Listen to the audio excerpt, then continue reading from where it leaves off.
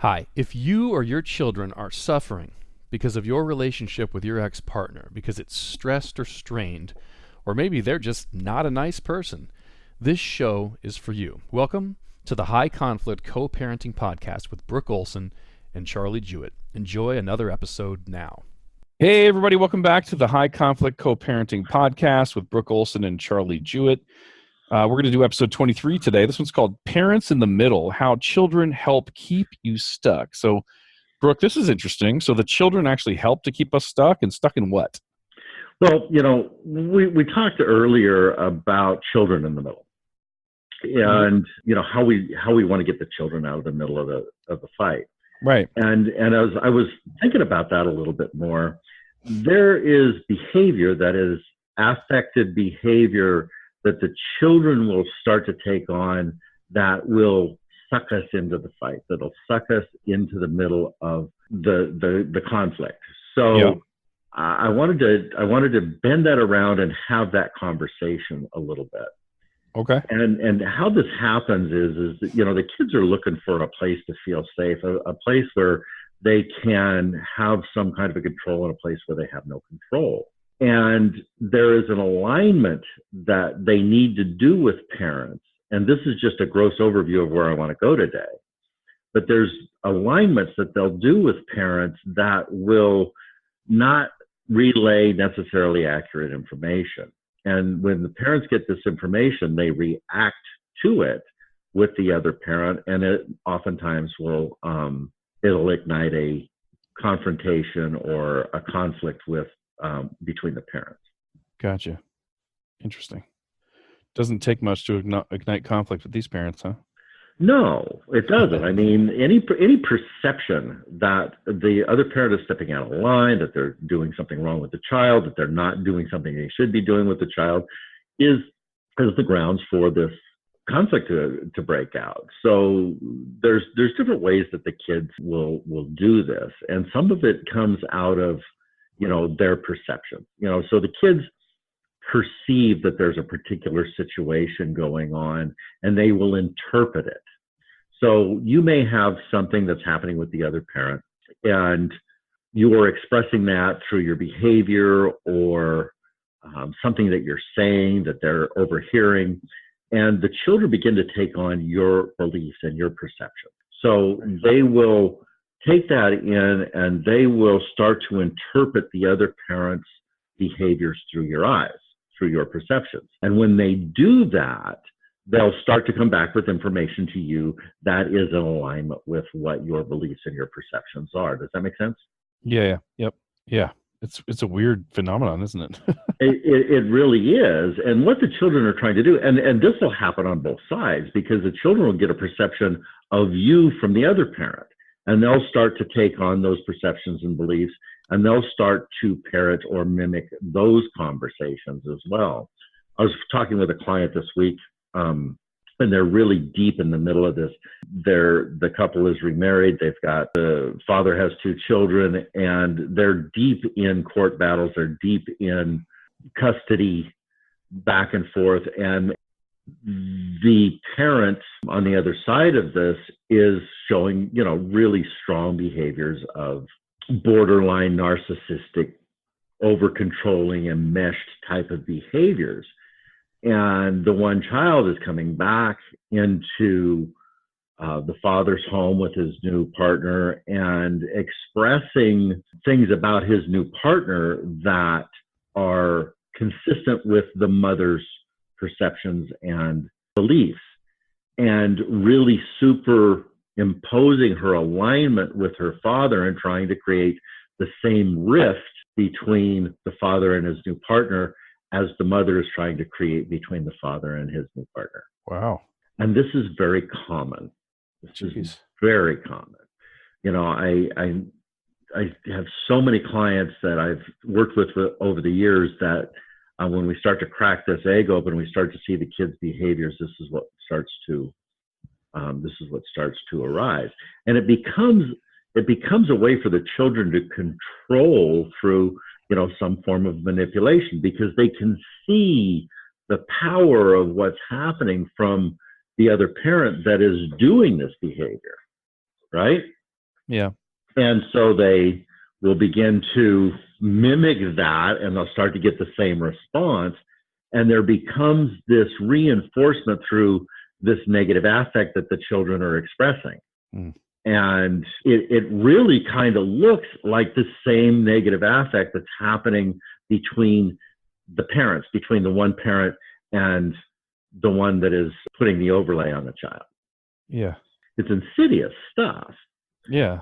And what really happens in this, it's crazy bizarre in that it's like there's this simultaneous alignment and enmeshment happening with both parents, or an attempt for it. So it's almost like a surrogate. It's almost like this child becomes a surrogate of the one parent that is trying to destroy this other relationship or come into alignment. Remember, we're talking so much about the issues around abandonment that happen when some of these cases start, and that borderline-esque behavior that comes in. Mm-hmm. And what I see in this on some level is that this parent that's over here that's acting out is trying to breach in and reattach to that parent, that ex-partner on some level. So this child is expressing a similar type of behavior where they're trying to come in and align with one parent and break the bond with their new partner and become enmeshed with that parent that they're trying to align with.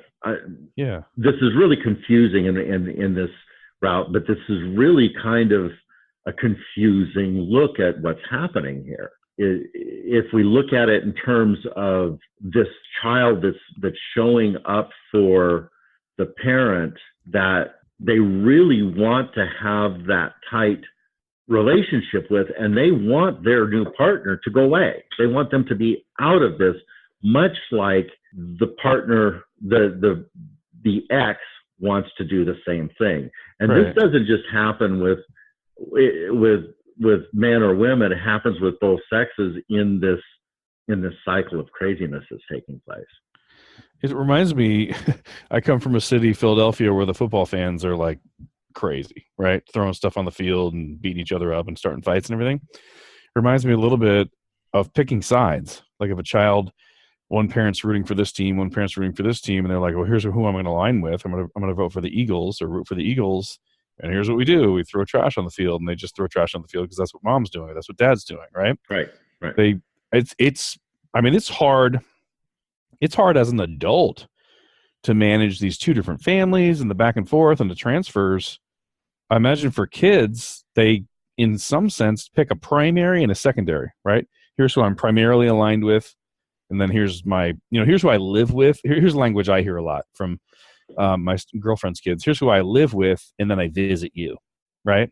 Right. And that's a way of like picking sides in some sense. Right, but they're not always picking sides out of a conscious movement. Sometimes they're picking sides out of a need to feel safe. Sometimes the side that they're picking is the side that is abusive, and they're picking that side because they're trying to keep their anger down and that place safe by choosing them. Because if they choose other than, this becomes a whole different story. I was going to say, hold on. I was going to say one of the abuses is subconsciously either mentioned or not mentioned. The abusive side is really saying, pick my side or you're going to suffer. Right. Exactly. So they pick that side. Yeah. And, some of the acting out that the children are doing with the parent that they really would like to be, that they feel safe with on some level, but they're not allowed to feel safe with, is, they're acting out in anger and acting out of guilt because they can't do it, because they know on some subconscious level that what they're doing is really wrong. Mm-hmm. I remember this as a child myself. I mean, I've got a lifetime of navigating this stuff, so I can come back into my own memories as a child going through this. And I remember when my parents had divorced, I had been living with my father, and then I went to live with my mom, and my mom did some crazy stuff when I went to live with her. It's like there was this setup of, yeah, you're going to come live with me. We're going to get our relationship back together, blah, blah, blah. And I agreed. I willingly agreed. It's like, yeah, I can do this. I didn't want to, but it was like an agreement that my parents had, and I was going to go do this. Okay. And then when I got to my mom's house, she instantly put me into a military school. This is not how you build relationships, right? Yeah. And I went to my dad and I said, holy crap, this is not what I signed up for. Get me out of here. Yeah.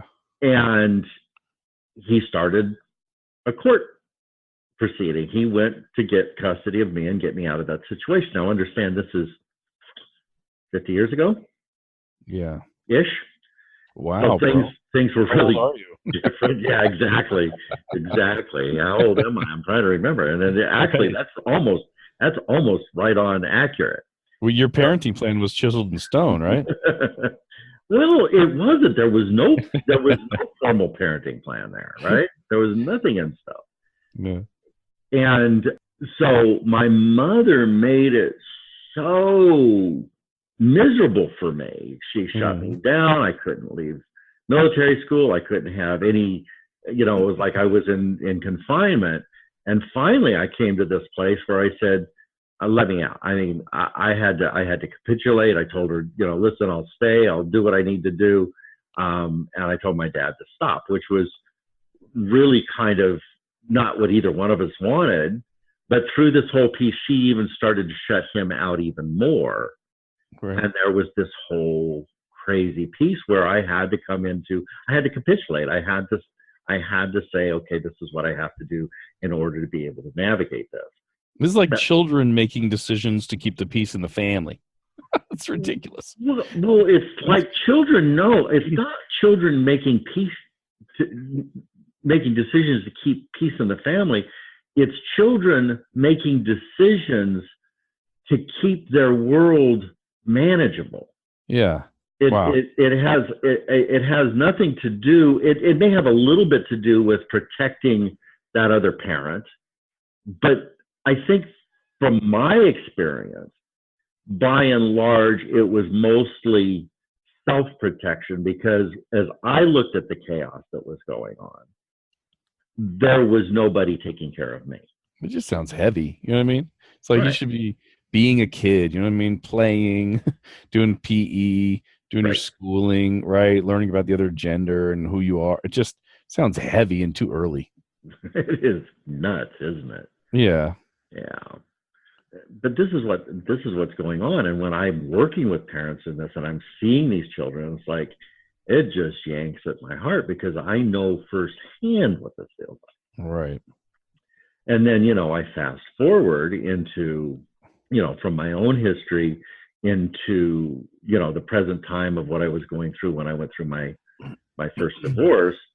And sure as hell, this whole thing is repeating itself again. Yeah. Yeah. Right. And then it repeats again with my daughter and her son. So, I bring that in because this relates to our history and has how it progresses if we don't wake up to it. Right. But somebody along the line, you and I are both divorced people who come from divorced people, right? So we have repeated at least that. And divorce isn't wrong. It's just there's some sense of a pattern there. But at some point, some generation can say, I don't ever want to be divorced, but I want to stop the crazy making. You know what I mean? I want to stop the pain divorce can be very healthy. Mm-hmm. So certainly on this show, we're not condemning divorce or telling people like, listen, if you're in a high conflict relationship, you shouldn't have left. We're just saying like 30% of the marriages, the divorces are like, has somebody that has a psychological issue going on and they don't go smoothly. Right. Right.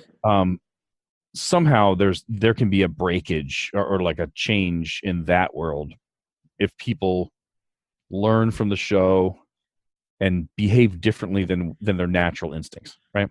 Right. And that brings us kind of to the next piece of the conversation, Charlie, and that's, how our belief systems keep us blind to what's going on. The projection that we have, this is part of the crazy making in this, because even if we've got our feet on the ground, if we've got some level of stability in our own psychology, we still have these massive blind spots. And you don't know what you don't know, or you can't see what you can't see, right? Right. And what we'll start to do is, because something happened to us as a child, and we start to see that behavior on some level in our ex, we will take that belief and we will plant it squarely on them as a pathology, right?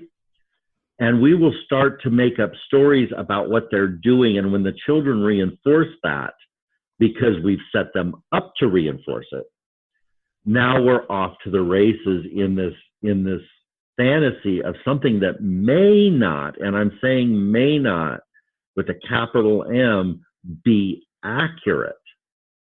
And then when we've got this complex and the other parent is doing the same thing because they've got this twisted history, and you kind of look like where they came from, right? And they are seeing everything through that lens, and the child is now reinforcing that because you've reinforced it. There's a fantasy that starts to react on the other side. Well, you're reminding me of every divorce I know where, so I'm talking about people that I know who are going through difficult divorces, and I'm having conversations with one of them, right? Every divorce I know where the person's ex had parents who were alcoholics or abusive is in court saying that their ex is alcoholic and abusive. It's just exactly like, even if they have like one beer a night, like, oh my gosh, you drink alcohol, you're an alcoholic, right? Or if you, right, there was that time you yelled at our son, now you're abusive. I'm like, right. Wait, these are totally different things, but you're saying there's some trigger or familiarity. Like, I know what that is. That's what happened to me. Right. And the child can easily align with that because, oh, they remembered when you yelled and scared them. Or they can remember when you were sitting around the table having a glass of wine and you got sloppy for some reason or whatever, right? Sure. And that incident becomes the magnification of something that is not the true story. Right.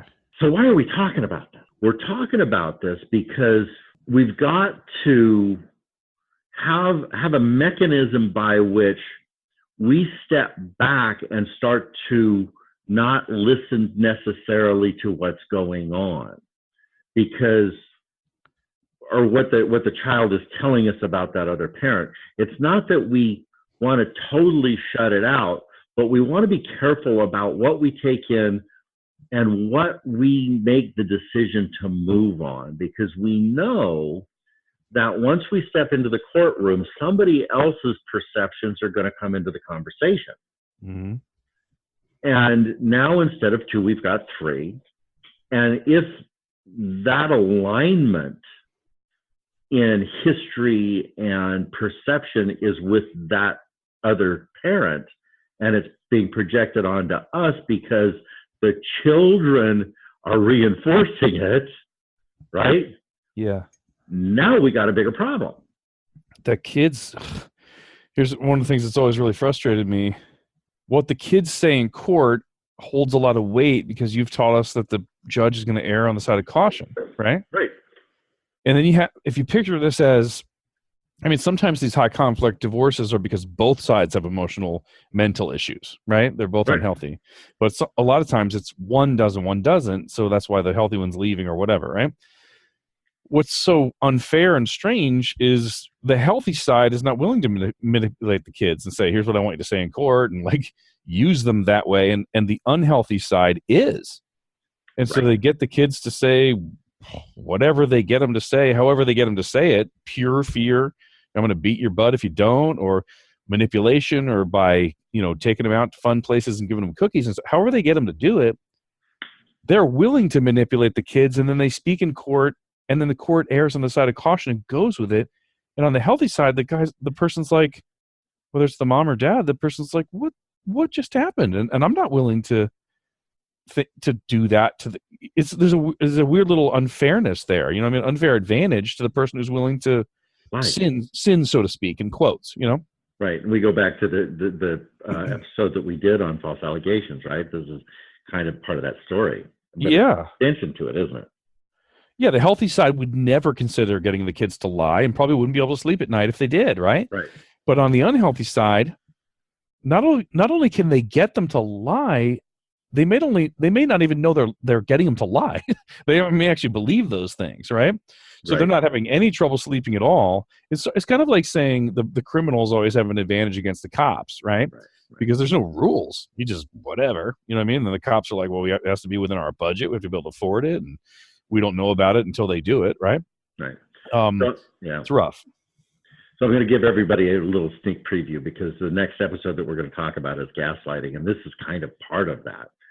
This is a less conscious form of it, but this is part of a brainwashing or an overlay of perception that we're putting on, or somebody's putting onto the children, that is crazy making. And the children oftentimes are looking at this going, wait a minute, hold it. Somebody slam on the brakes, because this does not line up.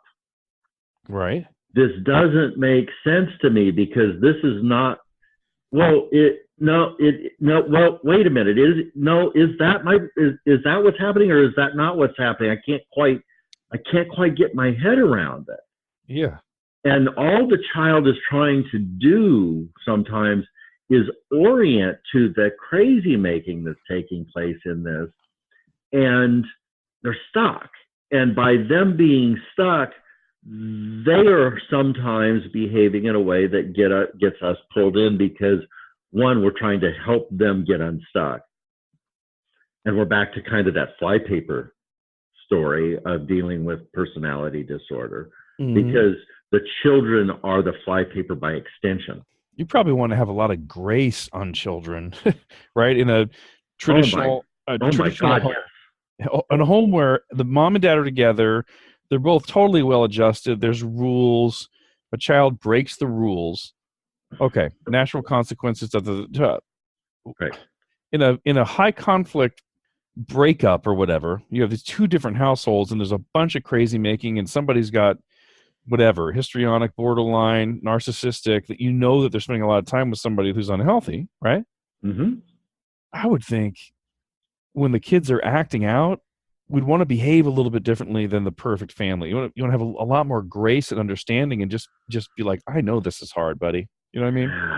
And that's such a great line. It's like, this is really difficult, and it is really crazy, isn't it? I mean, this some of what's going on here makes no sense, does it?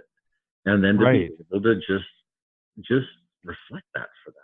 And then you can dig into any childhood you had. If your parents were perfect and stayed married, you can say, listen, bud, I don't know what you're going through.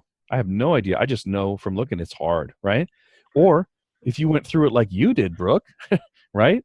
Use that and say, I was there, man. Like, I know exactly what's going on.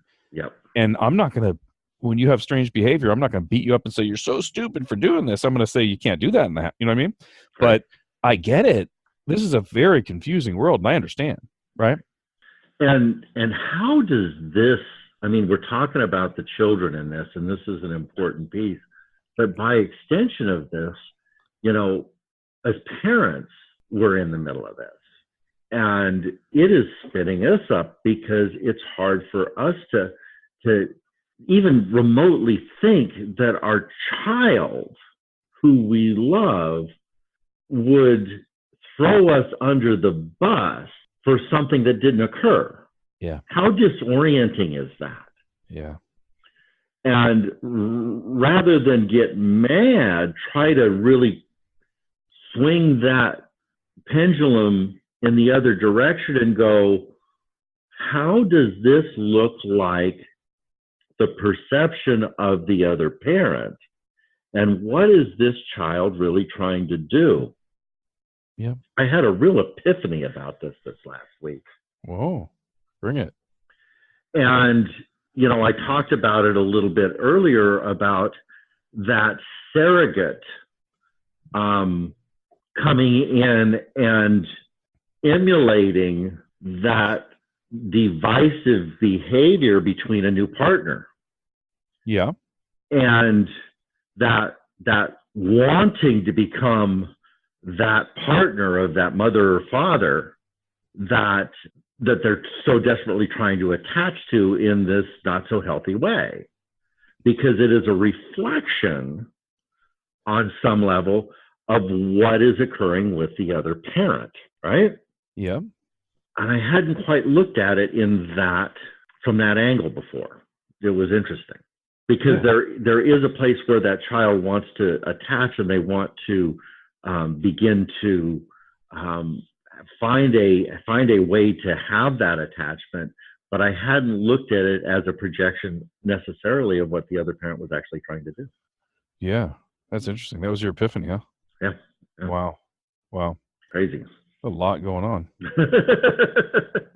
And again, I'm going to pop in here and just say, when we get deep in the weeds, we're like, this is really hard and really complicated. And oh my God, right?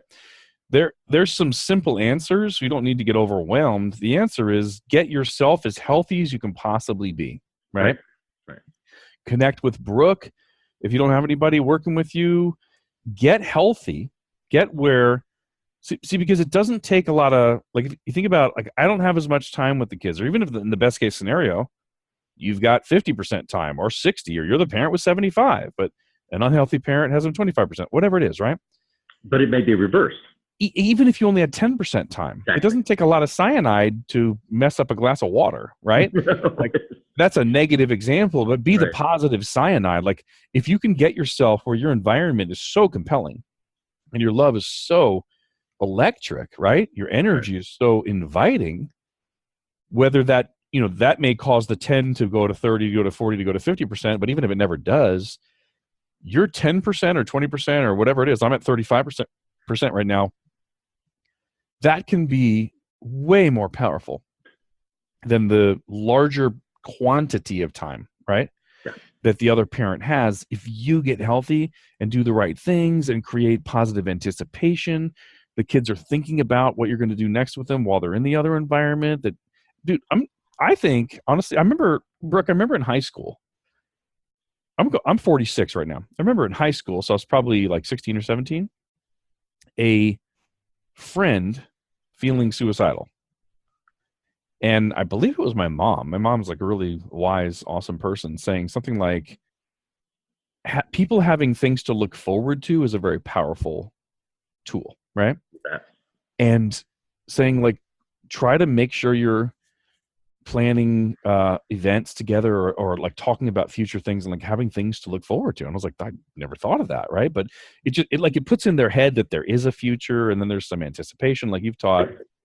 That's a big deal, right? That's a really big deal. If the kid's time with you is enjoyable and they're not in the crazy making world, they're not in the intense, stressed, horrible, judgmental world, but it's just freeing and loose and enjoyable, right? And then you're saying, here's what we're going to do next time. And then while they're in the other environment, I'm just saying, help them tolerate the other environment by the environment you create and the positive anticipation you create, so that they have something to look forward to.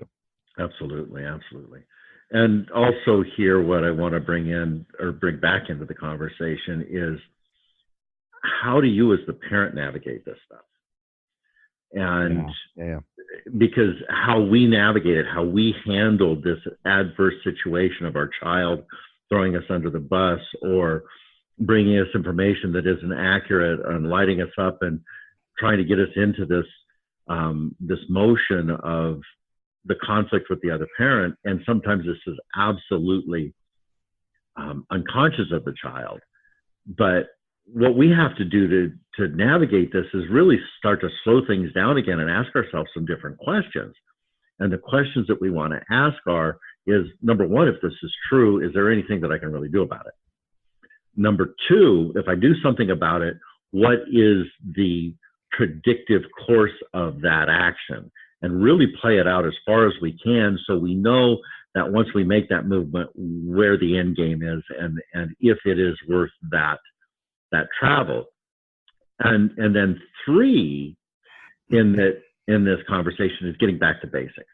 Mm. And the basics of this are is kind of what you were just saying, is back to our parallel parenting, doing the best job that we can do and disengaging from it. It's like, yeah, I hear that. And let's redirect and go do something else with the child and not engage in that. So we're not reinforcing that energy in them. We're not giving them that negative reinforcement for that action that they've taken. And then, back to assessment and management. This is the disengagement and assessment and management. But this lights us up, and we just have to tolerate that sensation. We talked about this in the last session, is that toleration of the activation in our system to the point that we can get back to the assessment and management piece of what we want to do. Mm-hmm. I want to ask you about something. It's not on the outline. We haven't talked about it ahead of time. It's totally just off the cuff. Okay. One of my favorite people to listen to talks about, she was a terrible mother from age, up till age 43, and then had a revelation, had an epiphany, like you talked about earlier, right? Mm-hmm. And then changed her life. But the kids, the way she raised her kids, like, they were damaged, right? So her kids would come to her and say things like, I hate you, you're a terrible mom, blah, blah, blah, right? Mm-hmm. And here's the reason I'm bringing this up is I'm like, I would like people to maybe try a different tool, which is, don't fight it, right? This is kind of the Aikido we talk about, right? Don't fight it, but go with it. Because I've never heard anybody say anything like this. Because whenever I'm accused of something, I want to go, no, that's not true, right? What's weird, though, is that enemies are probably more faithful than friends. Friends don't want to hurt your feelings. Enemies will just say whatever they see, right? Mm-hmm. So we can learn a lot, Brooke, a lot from enemies. And who's the greatest enemy? This angry ex, right? So this lady said things like, when her kids would come say, you're a terrible mom, she'd say, you know what? I can see that. I actually can see that, and I agree with you.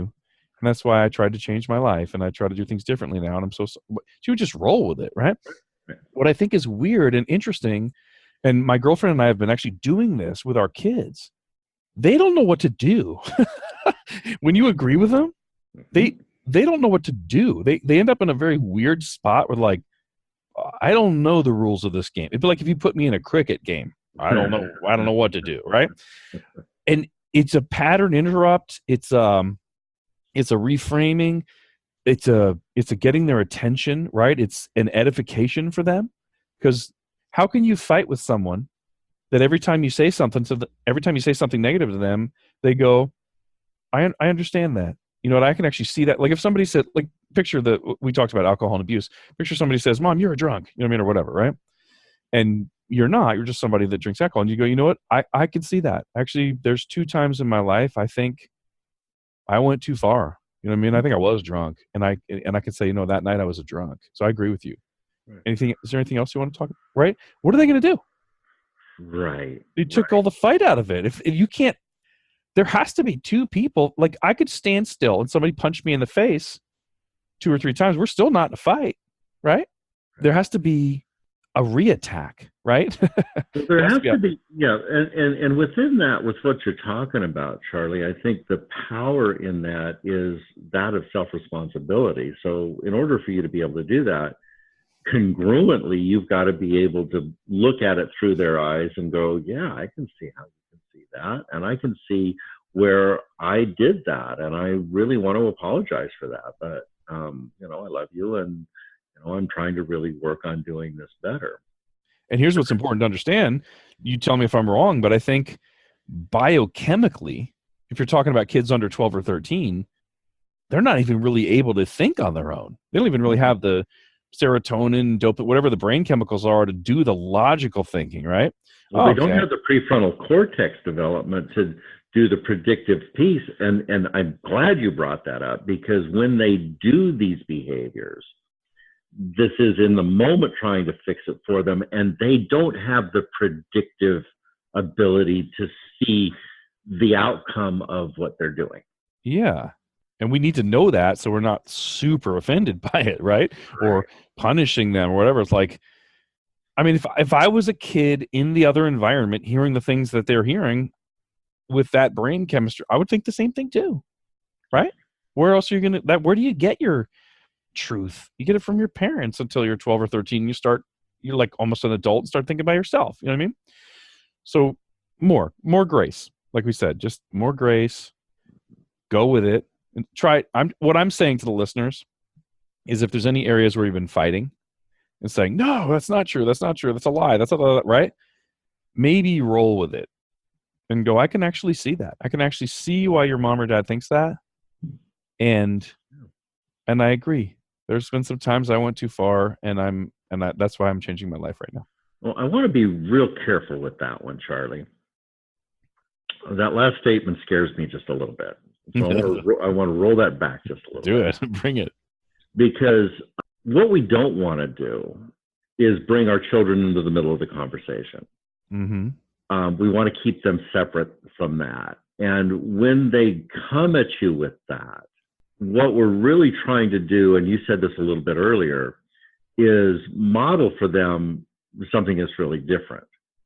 And what I would say as a brief one in that would be maybe this. It's like, oh, that's an interesting perspective. Mm-hmm. Or, and this is a little bit more sketchy. It's like, oh, is that your experience? Right. Okay. So it's not engaging in the back and forth and defending or not defending. It's engaging that network of neurons that we're trying to develop. So they, instead of going with a story, it puts them into inquiry. So if someone says, you're an unfit mother, right? You could say, has that been your experience with me? And let's say they say yes, right? Right. And you could say, okay, I honor that, but whether it's true or not true, nothing's going to change. That I'm still going to always do what I think is best for you, and I'm always going to be here for you. Right. And then there's just nowhere to go with it, right? And then you move on. Yeah. Because what the kids are trying to do in this is what the other parent is trying to do with you with this, and that's engage you in a conflicted conversation. Right. And what we're trying to do is model disengagement. Right. It's such a powerful tool. It's such a powerful tool to teach our kids. And it's not about being aloof. It's about being discerning about where I'm going to have conversation. Yep. And being able to pull the craziness out and go, being predictive of, this isn't going to go well. I'm not going to go here. Yeah. Right. Let me say this and then we'll wrap up. Usually we're telling the person to disengage, the grown-up, right? The mom or dad. Correct. And I was witnessing some of the kids in our family just getting after their mom. They were in this cycle and they just fight and wouldn't get anywhere, right? You're this and you're that. No, I'm not. And you are, right? Well, I was new on the scene and I got involved when it was happening. I came into the room and sat down and listened and began to challenge them fairly strongly, right? Mm-hmm. And I can't say this 100%, like this is why things change, whatever, but what's interesting to me and really I'm thankful for is the kids seem to disengage after that, right? They're like, we can't just stay in this loop anymore because Charlie got involved and it ended the loop. You know what I mean? Like someone spoke back to us and challenged us and we can't prove our points. Does that make sense? And there was nowhere to go from there. Right. Well, you engage their brain. You get their brain going. Go, okay, like you just said something. See, what was happening is there was just a continue, she said, he said, or fighting, right? Here's what it is. No, it's not. Here's what it is. No, it's not, right? And I came in and said, well, you just made a statement. Is that true or is that not true? Right? Mm-hmm. Or how can we know that's true? What's your proof of truth? Or you called him out. I just called him out. Like that's where are we going to go with this, right? Okay, you said so-and-so committed the unpardonable sin. Is that the unpardonable sin? The Bible doesn't even say that, right? Because there was some Christian stuff involved with this particular conversation, right? Mm-hmm. Yeah. And then is it the unpardonable sin, right? To get a divorce? Do we know that that's true? Is that right? what is divorce? Right? It's not an abandonment of children. Divorce is a woman or a man saying to the other, I don't want to be married. You know what I mean? A little bit of questioning, and that's a piece of this, is engaging their brain, especially, and we'll end here. Right. Especially if on the other side you have a narcissist or a borderline personality or somebody, because isn't one of the characteristics of that world? Like, don't let your kids think for themselves. You tell them what to think. Exactly. So be the opposite. Be the opposite. Right? Right. Awesome. Anything else you want to say? Nope. I think that's going to wrap it up for us today, Charlie. We've got a couple of really good outlines for our next podcast. Everybody just keep listening. I'm learning from this. Charlie's learning from this. You're learning from this. And for my part, I'm having a ball. So I look forward to our next outing, and everybody have a great week. And we're going to be talking to Susie Walton, right? Is she the parenting coach? Susie Walton is she is a parenting educator extraordinaire. She is one of the most intelligent people I know when it comes to talking about parenting styles. Nice. And you guys do not miss the next episode, which will be with Susie. Can't wait for that. She's not easy to get a hold of, so I'm glad you got her. Yeah, she's been at work. Excited about that. All right, awesome. So we've got that conversation, Joy of Parenting, coming up with Susie Walton. This has been episode 23, Parents in the Middle, How Children Can Keep You Stuck. Hopefully you guys learned as much. I mean, I feel like, honestly, this episode was more for Brooke and I to learn, which is kind of cool. But hopefully you guys learned a ton from this, and we will see you next week. Thank you so much. Bye-bye. Brooke, people don't have to wait until Friday mornings to get more content. If this is something that's helpful for them, right? This isn't the first time you've broadcast anything or recorded anything or put anything out there in the world. What are the other ways people can get the help more aggressively or speed up their recovery process? What materials are available for people right now? Well, I've written a book called The Black Hole of High Conflict, and it's available on Amazon and Kindle. Great. And everything that we're talking about is really compressed and put into there. So this is a really good starter place to get in and get your mind working and to see what these concepts are about and how to start to apply them. The other place that I think that is valuable is to go to our website and look at some of the blog articles that I've written. Those are available there as well. They go into some of these other arenas, and that's at www.highconflict.net. So the book, the website are also really good places to get the material. And also we have classes. We have high conflict and diversion program classes that you can get into and get some one-on-one help with this as well. And you know me, I'm aggressive. Whatever I want to become good at or learn, I find someone who's good at it and pay them and hire them and shorten my learning curve. What if somebody just wants your help? Somebody says, Brooke has this information. He's good at something I'm not good at yet, and I want to work with him. Do you have any type of coaching or consultations or anything like that? Absolutely. I do one-on-one coaching for custody cases. I help people get ready for family court services. If you've got that in your community, I work with attorneys and clients to help them with managing and strategically setting them up to have more successful cases as well. And how do they reach out? You want them to just go to the website or email or phone, or what's the best way for them to reach out, raise their hand, and say, I need some help?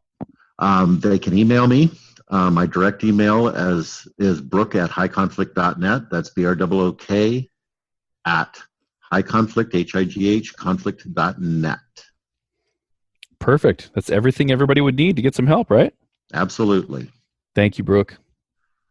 Thank you, Charlie.